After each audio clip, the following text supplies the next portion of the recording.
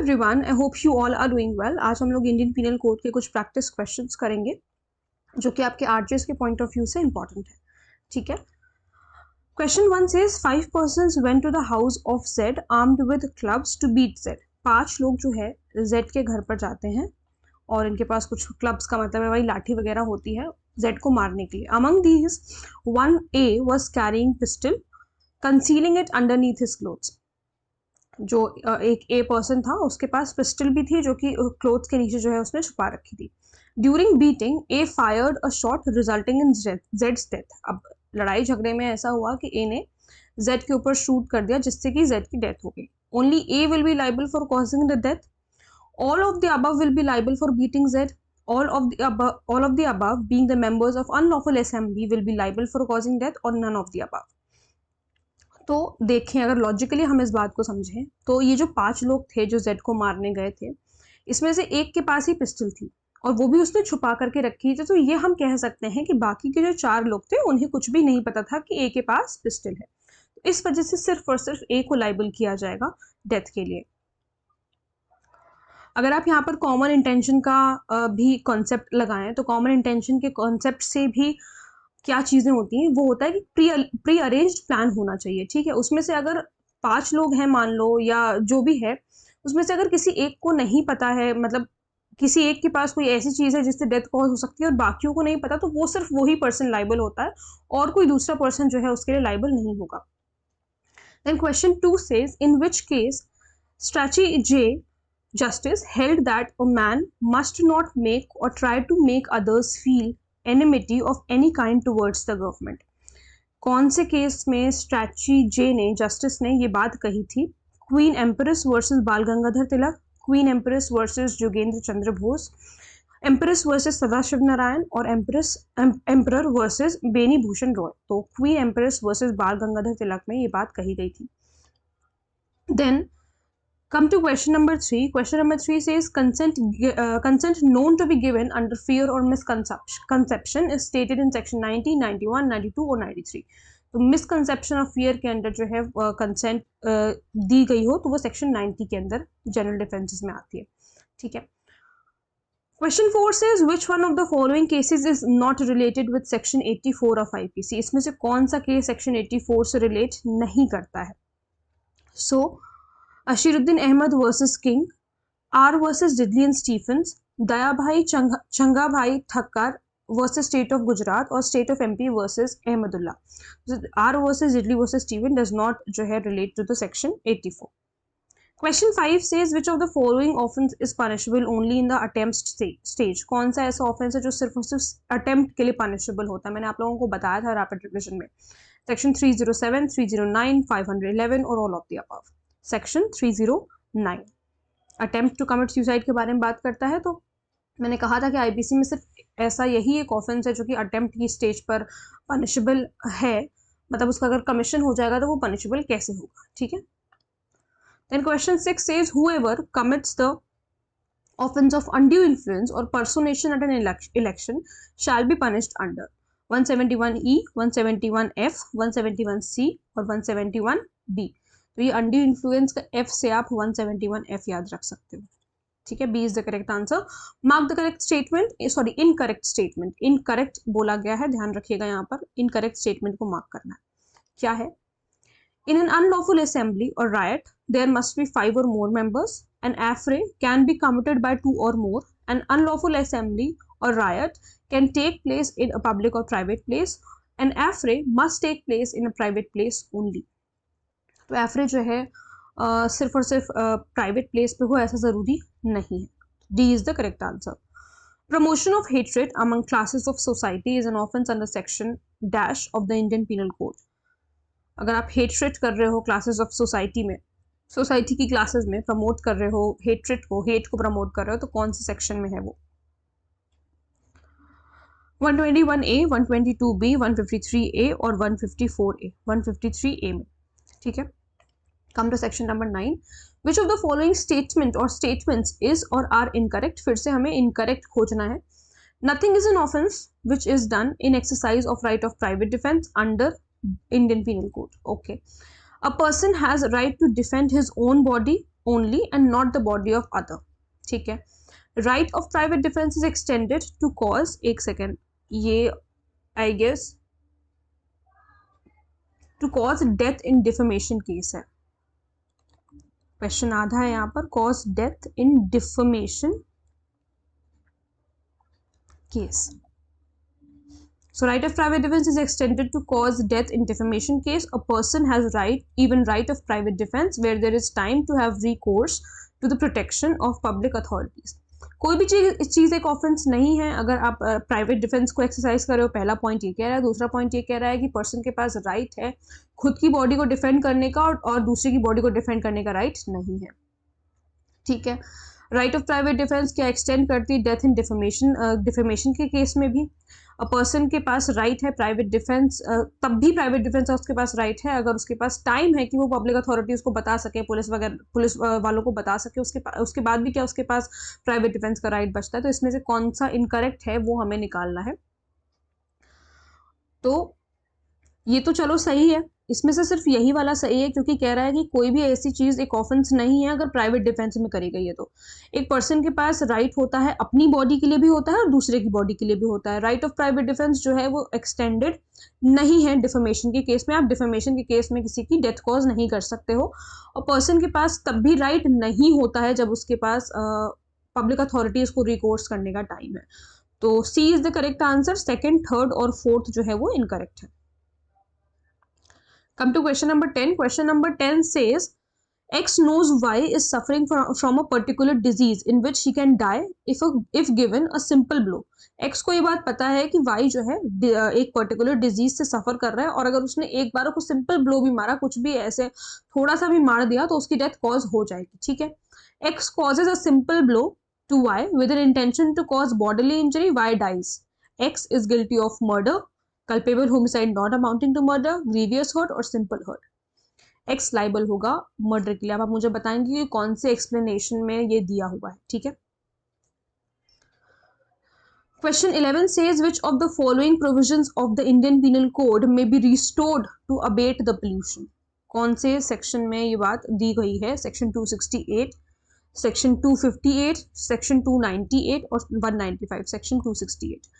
The actus non facit reum nisi mensit rea maxim was established by equity principle, Roman law, common law, House of Lords, common law. तो ये बात भी जो है आपको पता होनी चाहिए क्योंकि हम सिर्फ मीनिंग पढ़ के चले जाते हैं कि इस लैटिन मैक्सिम का मीनिंग क्या है, बट यू शुड नो कि कहाँ से जो है इसको स्टैब्लिश किया गया था. तो कॉमन लॉ से स्टैब्लिश किया गया था.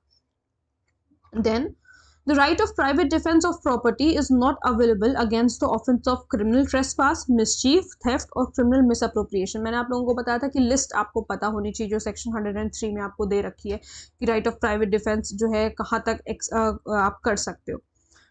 103 में आई गेस दे रखी है, एक बार देख लेना. If I am not wrong 103 में ही दे रखा है कि आपको जो है कहाँ तक डेथ कॉज करने का राइट मिलता है. क्रिमिनल मिसअप्रोप्रिएशन में आपको राइट नहीं मिलता है.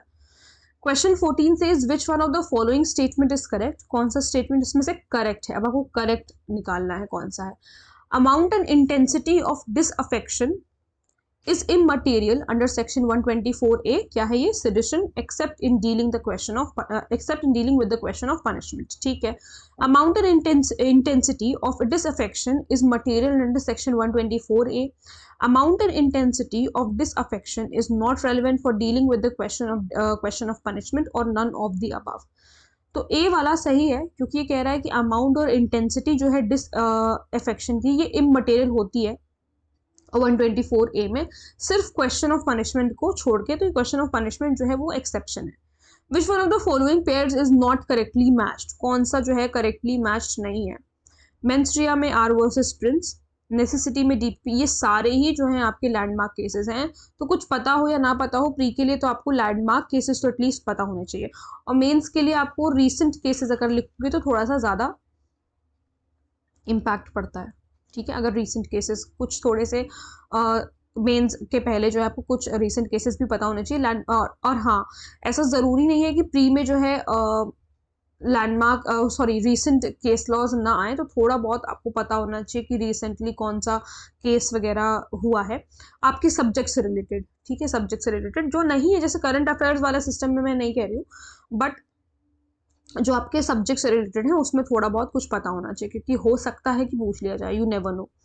तो मेंस्ट्रिया में आर वर्सेस प्रिंस है, नेसेसिटी में डीपीपी वर्सेस बियर्ड है, और इनसेनिटी में मैग्नॉटन का केस है, इंटॉक्सिकेशन में Vasudev versus state of PEPSU. तो इनसेनिटी वाला जो है वो गलत, इंसेनिटी वाला मैग्नॉटन, नेसेसिटी में जो है डीपीपी वर्सेस बियर्ड नहीं है। तो कौन सा फिर इसका जो है लैंडमार्क केस है नेसेसिटी का?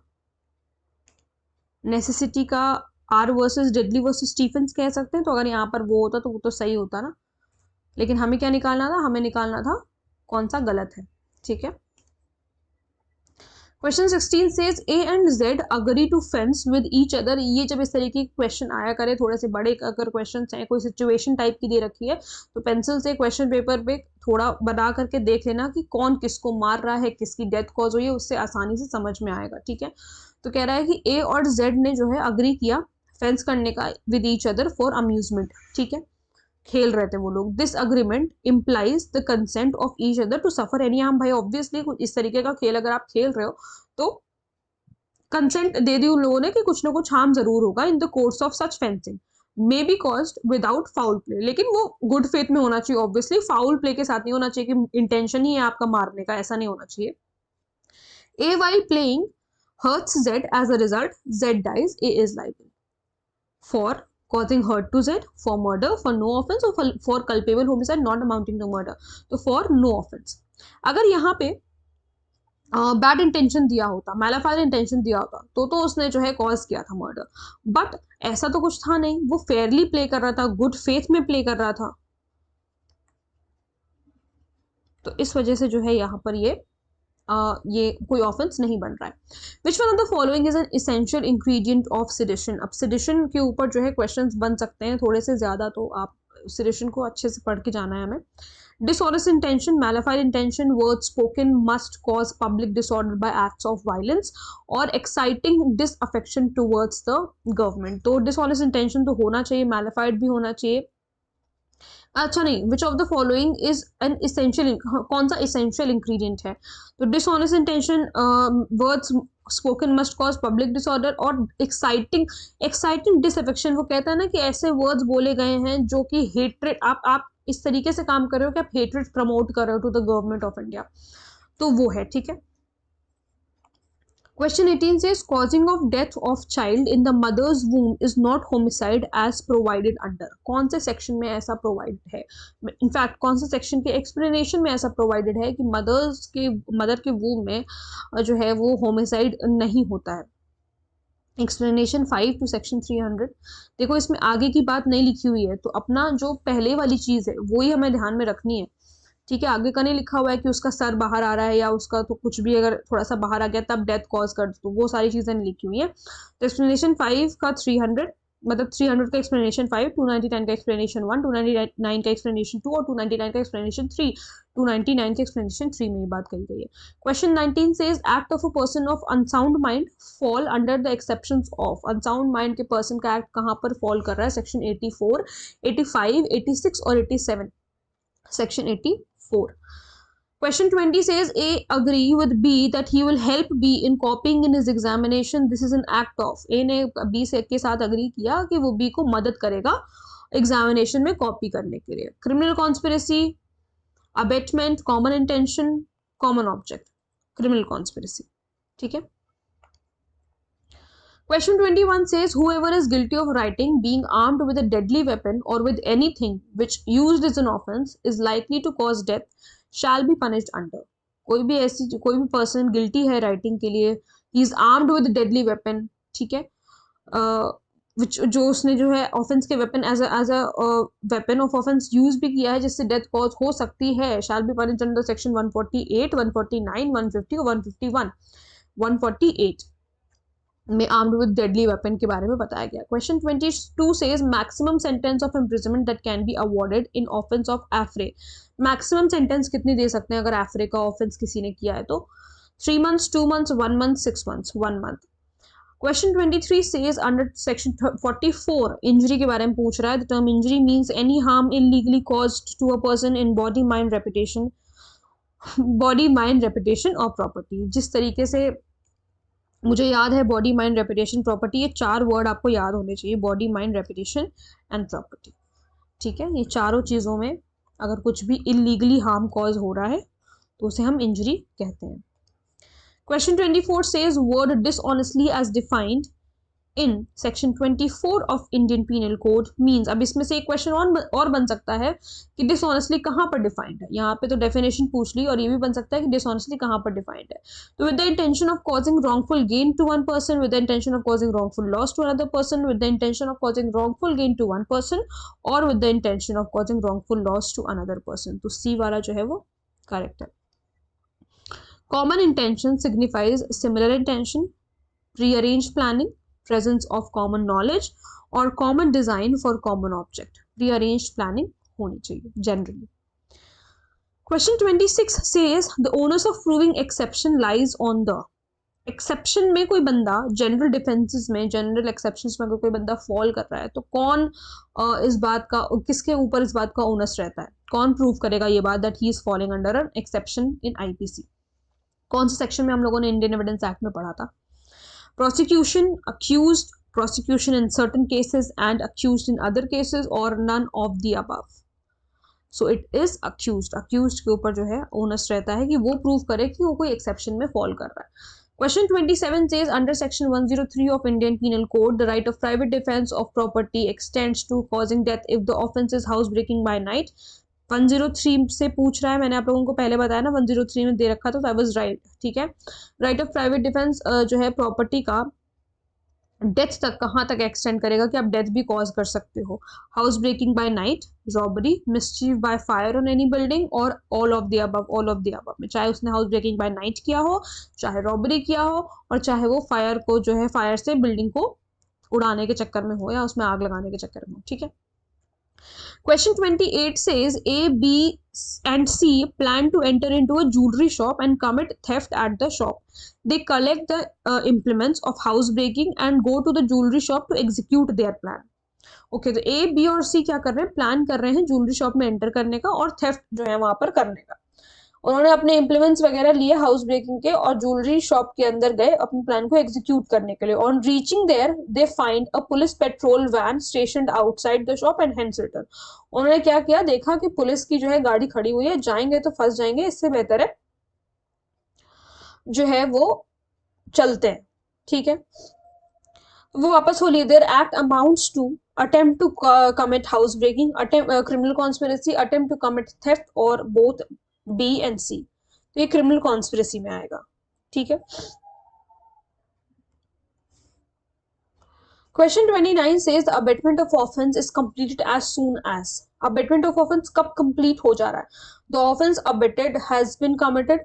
The offense abated has been committed। The abater has incited other person to commit an offense। The person abated has done some overt act towards the commission of offense। The abater has done something at the time of commission of। नहीं, ये सब कुछ भी नहीं। B वाला आपका correct answer है कि जिस वक्त अबेटर ने इंसाइट कर दिया दूसरे पर्सन को ऑफेंस कमिट करने के लिए, उस वक्त जो है अबेटमेंट का ऑफेंस हो जाता है। Question 30 says which of the following is not an offense against the state under the Indian Penal Code 1860। इसमें से कौन सा जो है offense नहीं है against the state, कौन सा नहीं है? Spreading infection of disease dangerous to life, waging war against the government of India, sedition or assaulting governor of state with intent to compel to exercise any lawful power। B, C, D तीनों ही है, सिर्फ spreading infection वाला आपका offense नहीं है IPC के अंदर। Unlawful assembly कहाँ डिफाइंड है? सेक्शन 141 में। Whoever not belonging to a certain class of public servant, कोई पर्सन बिलोंग नहीं कर रहा है पब्लिक सर्वेंट के क्लास को, ठीक है, उसने वियर किया है उनकी यूनिफॉर्म, सिंपल भाषा में समझो, वियर्स एनी गार्ब और कैरीज एनी टोकन, उन्होंने उसने जो है उनकी यूनिफॉर्म वियर करी है। इंटेंशन क्या है उसका, that it may be believed or with the knowledge that it is likely to be believed that he belongs to the class of PS का मतलब है पब्लिक सर्वेंट, कि मतलब लोग बिलीव करें कि वो पब्लिक सर्वेंट है और उसको ऐसा नॉलेज भी है, उसको ज्ञान भी है कि अगर वो ऐसा करेगा तो लोग उसको बिलीव करेंगे कि he is a public servant. So he shell be punished under, मैंने कहा था ये वाला सेक्शन इंपॉर्टेंट है, पूछा जाता है, याद कर लेना। 170, 171, 172 और 173। 140 भी आपका इंपॉर्टेंट है जो कि सेलर, सोल्जर और एयरमैन के बारे में बात करता है। ये भी आपको याद होना चाहिए। तो यहाँ पर क्या है, सेक्शन 170, 171, 172 और 173, 171 में mark the incorrect statement. If the common object of an assembly is not illegal, it is not writing even if force is used by a member of it. अगर common object assembly का illegal नहीं है तो वो writing में नहीं आएगा, भले ही जो है force use किया गया हो. If persons lawfully assembled for any purpose suddenly quarrel, they do not commit right. Spectators and wayfarers that have been attracted to the scene of writing can be punished for writing. क्या इन लोगों को punish कर दोगे क्या जो लोग देख रहे हैं या आते जाते उन्होंने देख लिया? स्पेक्टेटर्स का मतलब है कि खड़े होकर देख रहे हैं, और वेफेयर्स का मतलब क्या हो गया कि आते जाते वो लोग देख रहे हैं, उन्होंने देख लिया कि लड़ाई झगड़ा यहाँ पर हो रहा है, राइटिंग कॉज हो रही है, तो क्या उन लोगों को पनिश कर देंगे क्या? नहीं, तो it is incorrect, you can not punish them for writing. Section A. Question 34 says, whoever knowingly joins or continues any assembly of 5 or more persons likely to cause disturbance in the public peace after such assembly has been lawfully commanded to disperse. lawfully उसको command कर दिया गया है कि अलग अलग हो जाओ, चले जाओ यहाँ से, उसके बाद भी जो है वो लोग नहीं जाते हैं, shall be punished under section 148, 148, 149, 150 and 151, 151 में. ठीक है. A personates B at a trial with B's consent which was given to save himself from trouble to making an appearance in person before a magistrate. A जो है B को पर्सोनेट करता है, मतलब वो B को B की तरह लगने की कोशिश करता है, लेकिन यहाँ पर B की कंसेंट थी, B की कंसेंट थी क्योंकि बेसिकली वो खुद को सेव करना चाह रहा था, क्योंकि अगर मजिस्ट्रेट के सामने वो अपेयर नहीं होना चाह रहा था. ए इज गिल्टी ऑफ पर्सनेशन सेक्शन 205 में, 215 में, 216 में कि 217 में. तो ये तो बात हमें पता चल गई कि पर्सनेशन तो किया है उसने, गिल्टी तो होगा पर्सनेशन के, लेकिन कौन से सेक्शन में होगा? 205 में होगा. A makes a false entry in his shop book for the purpose of using it as a corroborative evidence in the court of justice. A is guilty of fabricating false evidence, giving false evidence, abetment और criminal conspiracy. ए जो है ये illustration based question है, illustration based question है, और ये fabricate करना है फॉल्स एविडेंस को. Question 37 says which of the following is an offence under Indian penal code?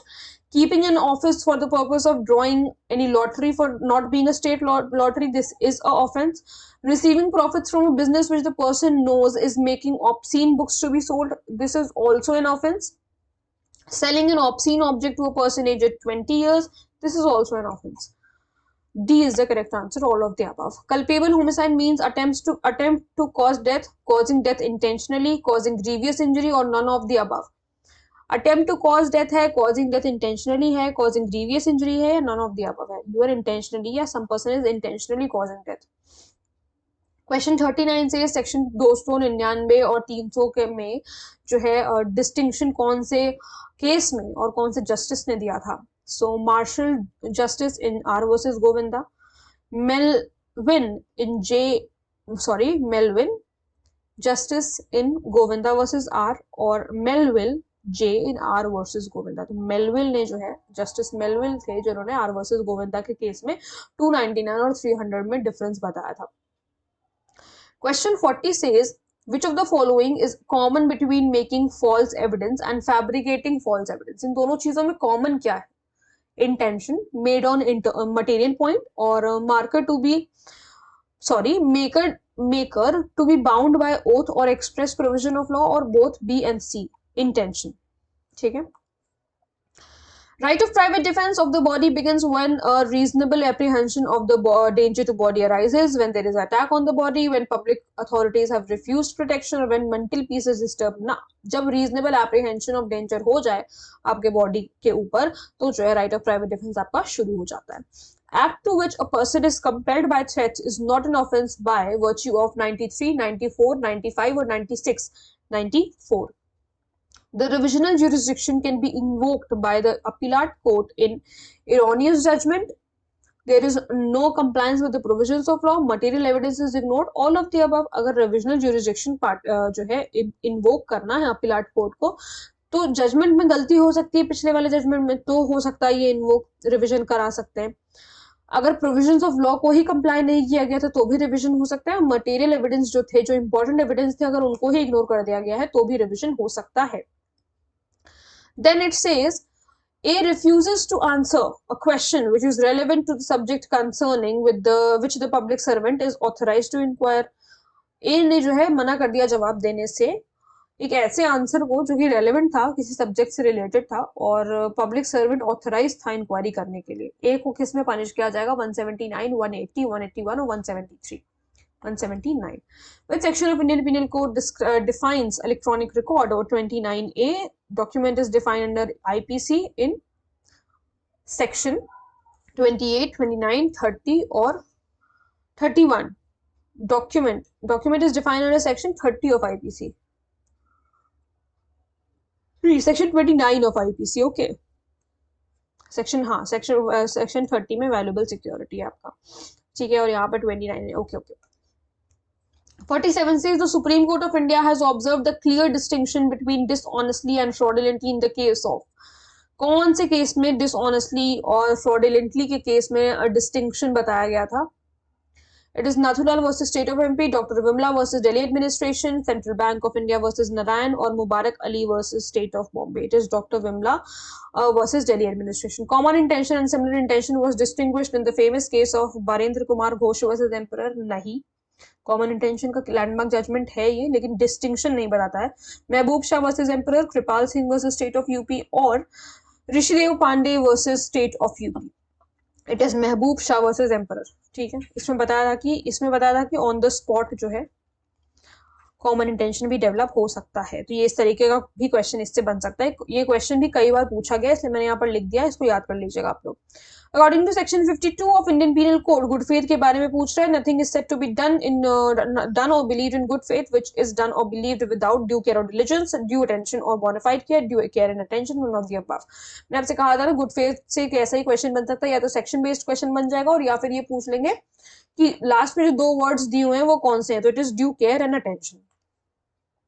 50 says A instigates B to cause grievous hurt to Z. A ने जो है B को उकसा दिया, इंस्टिगेट किया किस चीज के लिए कि ग्रीवियस हर्ट कॉज करो Z को. B ने ऐसा कर दिया और जो है Z की मृत्यु हो गई.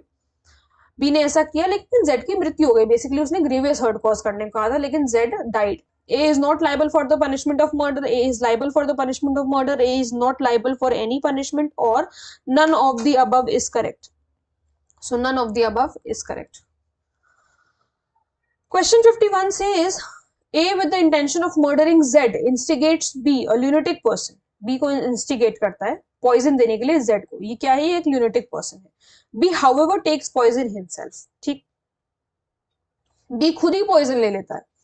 A is guilty of abetment. A is guilty of causing death of lunatic, that is B. A is guilty as B, a lunatic cannot be an offender in the eyes of law, or none of the above.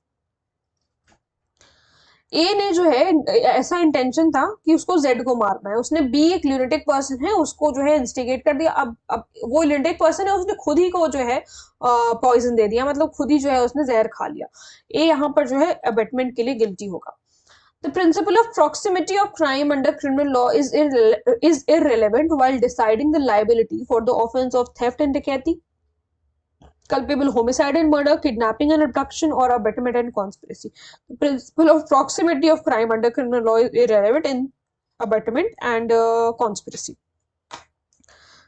Then 53 says which one of the following is punishable as sedition?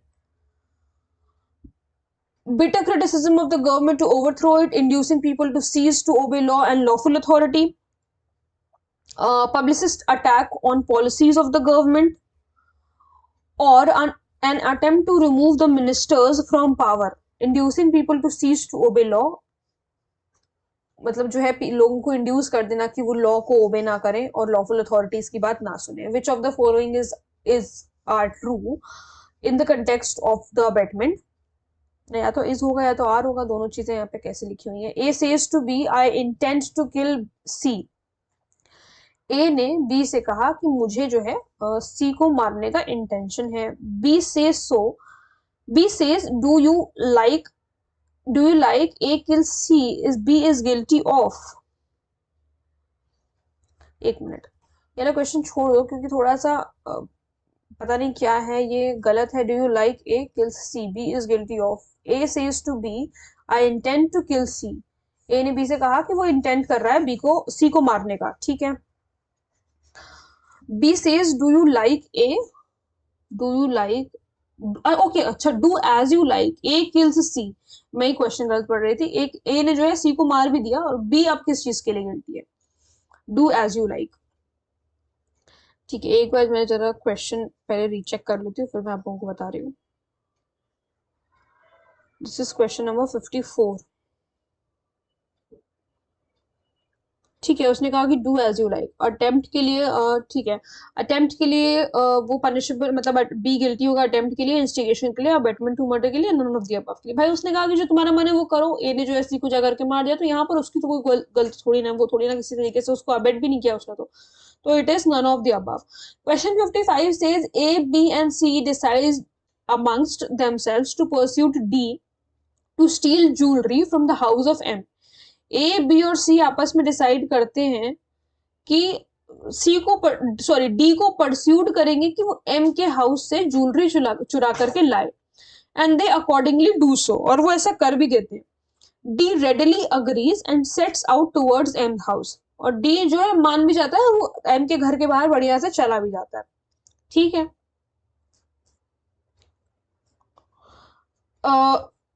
In order to steal jewelry, okay, A, B and C are liable for conspiracy to commit theft। B, C, B, अच्छा नहीं, ये नहीं, A, B, C and D are liable for criminal conspiracy, and A, B and C are liable for criminal conspiracy, but D is not liable for any offense because his act only amounts to preparation। both A and C are correct, B, ठीक है। Question 56 says in one of the famous cases, the Supreme Court has made the following observation, that the right of private defense is a right of defense and it is not a right of retribution।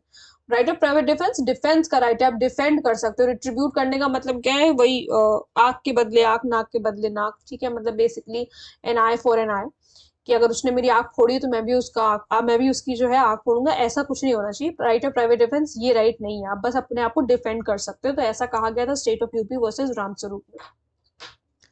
Section 149 of IPC 1860 is a declaratory provision, creates a distinct offense or a rule of evidence or all of the above. It creates a distinct offense. Offenses relating to the Army, Navy, Air Force falls under Indian Penal Code in 130 to 140, 131 to 140, 131 to 140.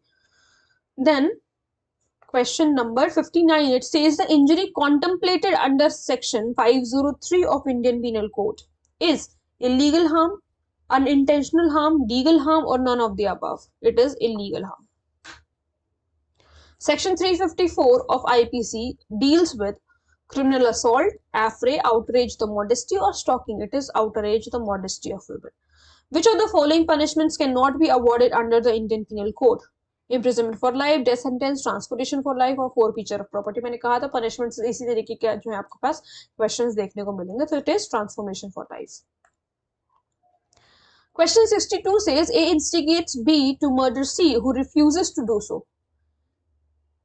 A ने कहा B से कि तुम जो है C को मार दो, लेकिन उसने रिफ्यूज कर दिया। A किस बात के लिए गिल्टी है, भाई बी ने रिफ्यूज किया है ना, लेकिन ए तो फिर भी गिल्टी होगा। किस चीज के लिए गिल्टी होगा, अबेटमेंट टू कमिट मर्डर के लिए।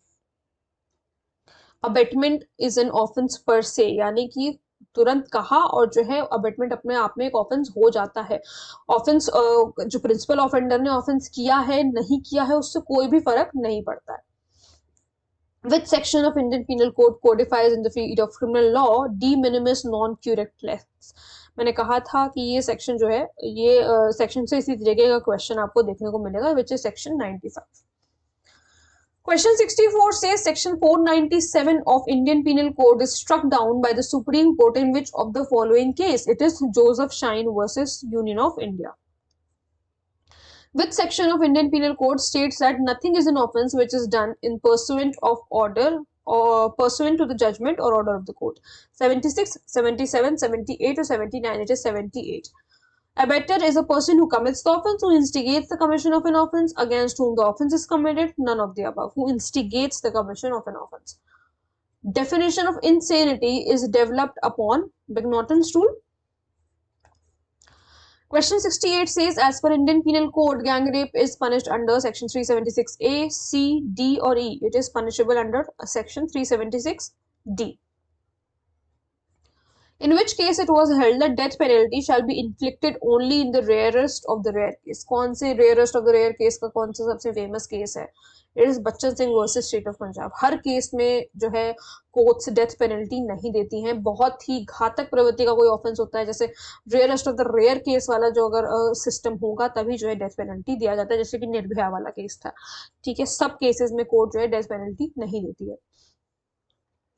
Attempt to wage a war against Indian government is punishable under which section of IPC? Attempt किया है अगर आपने wage war करने का तो it is section 121. Which section of IPC deals with defense of involuntary intoxication? Involuntary intoxication कहाँ पर दे रखा है? section 85 में. Word person for the purpose of section 2, I told you person की definition पूछी जाती है. Includes citizens, associations, company or all of the above, all of the above. Nothing is an offense if it is done by a person who is boy of 6 years having sufficient maturity to understand the nature and consequences of his conduct, girl of 12 years having sufficient maturity to understand the nature and consequence of her conduct, or a boy aged of 15 years or all of the above. It is boy of 6 years क्योंकि ये 7 साल से कम का है. 7 साल से कम का है, कोई फर्क नहीं पड़ता. उसकी सफिशिएंट मेच्योरिटी थी भी अगर कंडक्ट को उसके समझने की, तो भी उससे कोई फर्क नहीं पड़ता. उसने ऑफेंस कमिट नहीं किया है, यही चीज मानी जाएगी. लेकिन 12 साल की लड़की के पास अगर सफिशिएंट मेच्योरिटी थी to understand the nature and consequence of her conduct और the nature of the offence, she shall be punishable. और 15 साल का अगर कोई बॉय है तो वो भी पनिशेबल होगा. Punishment for committing affray is given under 157, 158, 159 or 160. It is 160. In which of the following cases does the Supreme Court make it clear that mere criticism on or comments on government would not amount to the offense of sedition?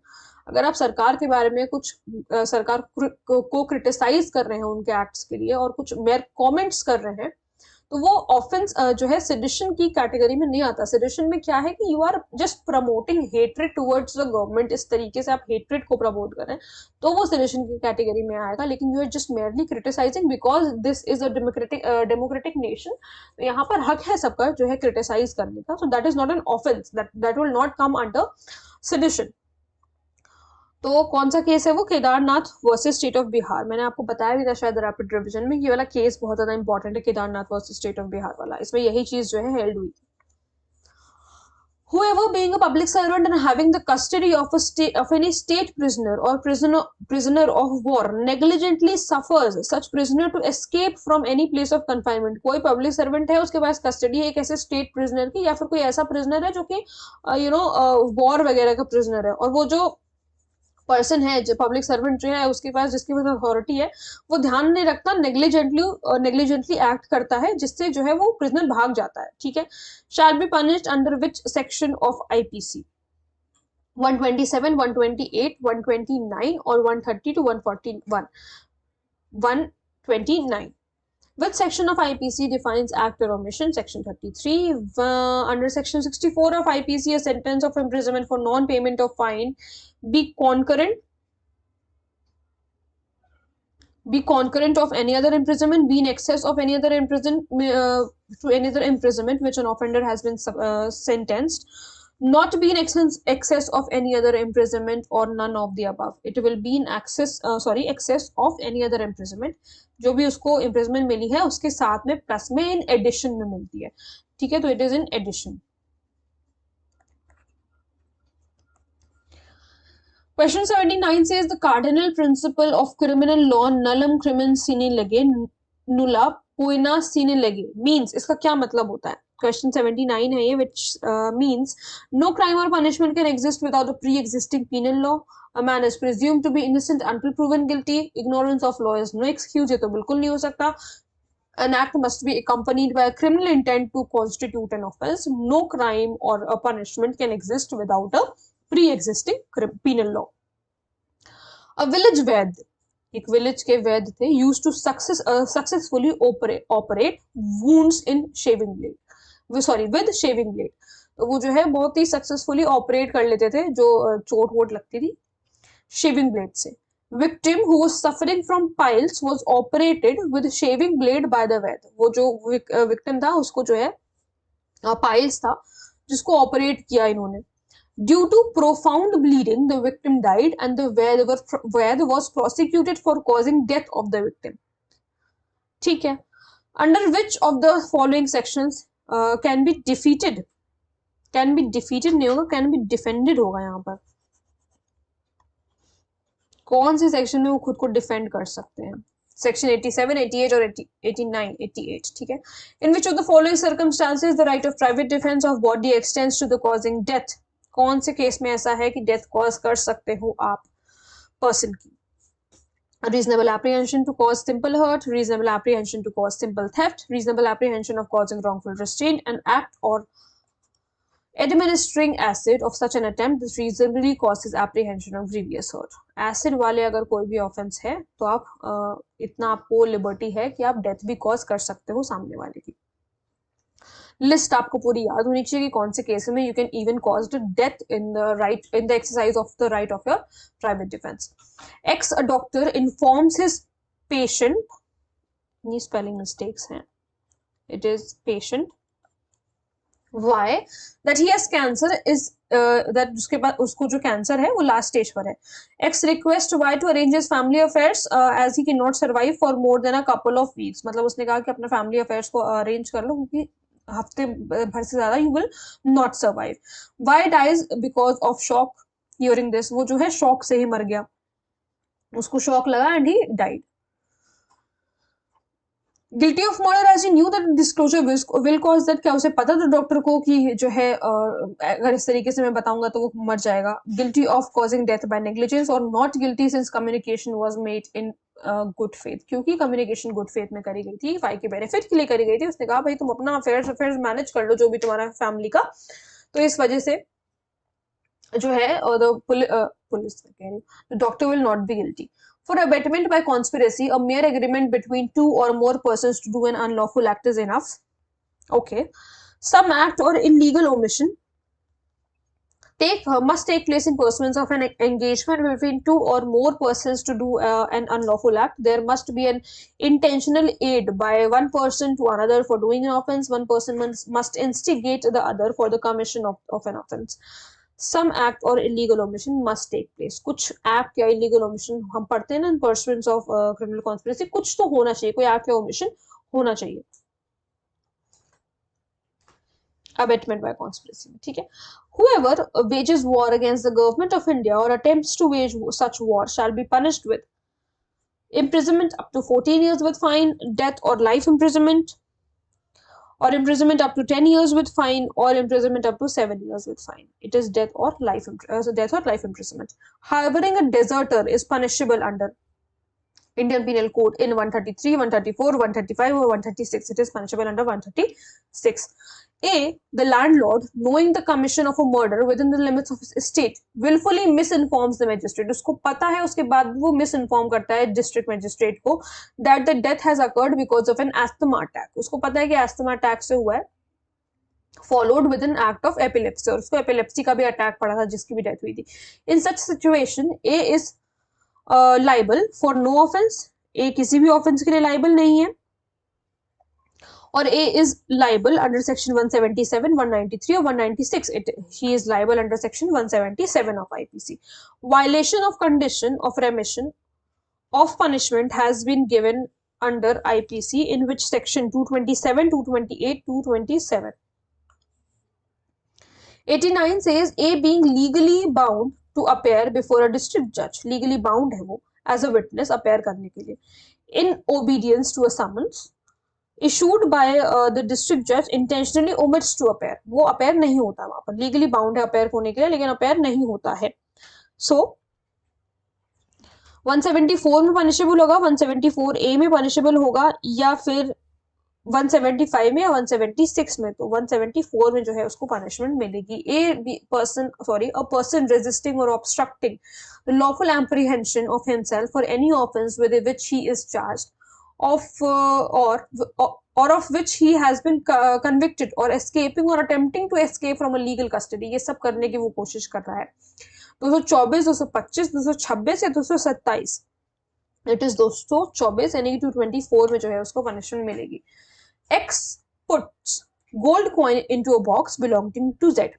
X ने जो है gold coin रखे एक box में जो कि Z को belong करता था, with an intention that they may found in that box, की जो है कि किसी को जिसका भी था वो मिल जाएगा उनको उसके बॉक्स में, और जेड जो है वो लाइबल हो जाएगा थेफ्ट के लिए, उसको कन्विक्ट कर दिया जाएगा थेफ्ट के लिए। यहाँ पर एक्स ने कौन सा ऑफेंस किया है? Fabricating false evidence, giving false evidence, committing abetment of theft और कमिटिंग चीटिंग। यहाँ पर उसने फैब्रिकेट किया है फॉल्स एविडेंस।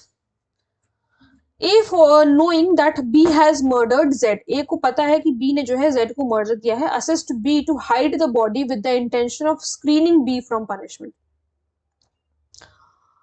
A को पता है कि B ने Z का मर्डर किया है, B की लेकिन तब भी वो मदद करता है बॉडी को हाइड करने में ताकि B को पनिशमेंट ना मिले। कौन से सेक्शन में पनिशेबल है या A is liable to कितने पनिशमेंट उसको मिलेगी? 7 years to and to fine also, imprisonment for life, imprisonment for either description of 12 years and to fine also, imprisonment of either description for 10 years and to fine also। तो यहाँ पर जो है imprisonment 7 साल तक की जो है उसे मिलेगी। Under Indian Penal Code 1860, what must be the age of minor with regard to the offense of kidnapping from lawful guardianship? कितनी एज होनी चाहिए? मैंने ऐसे कहा था kidnapping from lawful guardianship section 361 में जो है आपको यही एज वाला जो है आपको याद रखना है क्योंकि ऐसे ही सवाल बनते हैं। So under 16 years of age male की 16 साल से होनी चाहिए, 16 साल से कम होनी चाहिए, और फीमेल की 18 साल से कम होनी चाहिए, या फिर 21 years of age of female दिया हुआ है, 16 years ऑफ यहाँ पर मेल होगा। ठीक है, मतलब एक सेकेंड, 16 years ऑफ मेल होगा यहाँ पर। ठीक है, then under 20 years of age of male, या 20 साल से कम का लड़का हो या 21 साल से कम की लड़की हो, या 18 years of age of male और under 16 years of age of female. So answer A is correct. 16 साल से जो है कम का लड़का होना चाहिए और 18 साल से कम की जो है वो लड़की होनी चाहिए। Attempt to commit robbery is punishable under 393, 394, 395 और 396। 393। Which of the following sections under Indian Penal Code makes throwing acid or attempting acid attack punishable? 326B। ठीक है, 96 लास्ट को 4 क्वेश्चन हमारे पास बचे हैं। A नहीं, A crime is an act or an omission in respect of which legal punishment may be inflicted on the person। Crime एक ऐसा act या इलीगल ओमिशन है, सॉरी हाँ, एक ऐसा एक्ट या ओमिशन है जिसके रिस्पेक्ट में लीगल पनिशमेंट जो है पर्सन के ऊपर इन्फ्लिक्ट करी जा सकती है, who is in default either by acting और ओमिटिंग टू एक्ट। किसने ये डेफिनेशन दी थी? ब्लैकस्टोन ने, स्टीफन ने, पाउंड ने और ऑस्टिन ने। ये डेफिनेशन स्टीफन ने दी थी कि जो है एक ऐसा एक्ट अगर किया गया है, एक्ट या ओमिशन, जिसकी वजह से किसी पर्सन के ऊपर लीगल पनिशमेंट हो सकती है, इन्फ्लिक्ट हो सकती है, उस पर्सन ने जो है चाहे वो एक्ट कमिट करके किया हो, कोई एक्ट कमिट करके किया हो या कोई एक्ट ना किया हो, तो किसने डेफिनेशन दे दी? स्टीफन ने। इग्नोरेंशिया फैक्टी एक्सक्यूजेट, आई टोल्ड यू, किस तरीके के मैगजीन पूछे जाएंगे, और ये भी पूछ लिया जा सकता है कि ये कौन से सेक्शन में है। तो कॉमन सेक्शन में आप लोग मुझे बताएंगे कि कौन से सेक्शन में इग्नोरेंशिया फैक्टी एक्सक्यूजेट? सेक्शन 97। जिसका भी अगर मैंने आंसर कुछ पूछा हुआ है तो उसका क्वेश्चन नंबर लिख दीजिएगा और फिर आंसर लिखिएगा कि ये चीज जो है इसका आंसर है। ठीक है, ये सब सिर्फ इस वजह से ताकि आपको चीजें याद रहें। लिखोगे जितनी बार या इस तरीके से अगर इंटरेक्शन होगा तो चीजें याद होती जाएंगी। 97 वाला क्वेश्चन का mistake of law is excuse, ignorance of fact is an excuse, ignorance of law is not an excuse, or ignorance or none of the above. Ignorance of fact is an excuse. 98th question says which one of the following statement is not correct with regard to the nature of criminal attempt? कौन सा इसमें से correct नहीं है? Criminal attempt is the direct movement toward the commission of the offense after the preparation are made. ठीक है, ये तो सही है। Criminal attempt is an intentional preparatory action which fails in object. Yes. Object achieve नहीं हो पाया, सिर्फ आप प्रिपरेशन ही कर पाए हो, इंटेंशनली आपने सिर्फ प्रिपरेशन किया है, बट अटेम्प्ट वही होता है, आप ऑब्जेक्ट में फेल हो गए but you have attempted. An act which is done intentionally in attempting the commission of an offense. Yes, this is correct. When commission of an act done intentionally is successful, it is criminal attempt. नहीं भाई, ये गलत चीज है ना. Commission अगर हो गया एक्ट का तो वो तो कमीशन की कैटेगरी में आ जाएगा ना, वो क्रिमिनल अटेम्प्ट थोड़ी ना होगा फिर. ठीक है, वो तो हो गया ना commission. Then abatement of an offense is always an offense, may be an offense depending on the circumstances, but not always, never an offense. Abatement जो है हमेशा ही एक offense होगा. Which of the following is essential of an offense under section 114 of Indian Penal Code? There was an abatement by accused. मैंने आपको बताया था abatement के कुछ ऐसे sections हैं जो कि important हैं, वो आपको पता होने चाहिए. There was an abatement by accused. The act was actually committed in pursuance of abatement. The act was present while the accused was present while the act was being committed. For all of the above. It is all of the above. ठीक है, उम्मीद है कि ये session आपको पसंद आया होगा. उम्मीद है कि ये क्वेश्चंस आपको अच्छे लगे होंगे. देखो इसी तरीके के क्वेश्चंस जो है वो आते हैं आरजीएस में आपके. तो अब ये अगर आप पीडीएफ इसकी कलेक्ट करना चाहते हैं तो इसकी पीडीएफ आप मेरे टेलीग्राम चैनल से कलेक्ट कर सकते हैं. ये क्वेश्चंस आपको वहां पर मिल जाएंगे. अपने स्तर पर अगर आप लगा करके देखना चाहते हैं तो बिल्कुल आप प्रैक्टिस के लिए यहाँ से लगा सकते हैं. ठीक है, तो उम्मीद करती हूँ कि ये सेशन आप लोगों को अच्छा लगा होगा. अगर कोई प्रॉब्लम है, कोई डाउट है, जो मैंने क्वेश्चंस पूछे उसके आंसर्स आप लोगों को दे रहे हैं. ठीक है, लगभग 1 घंटे का सेशन ये हमारा 50 मिनट का हो गया. ठीक है, देयर वर 100 क्वेश्चंस, थोड़ा सा टाइम तो लगता है. ठीक है, तो मिलते हैं नेक्स्ट वीडियो में. Thank you so much.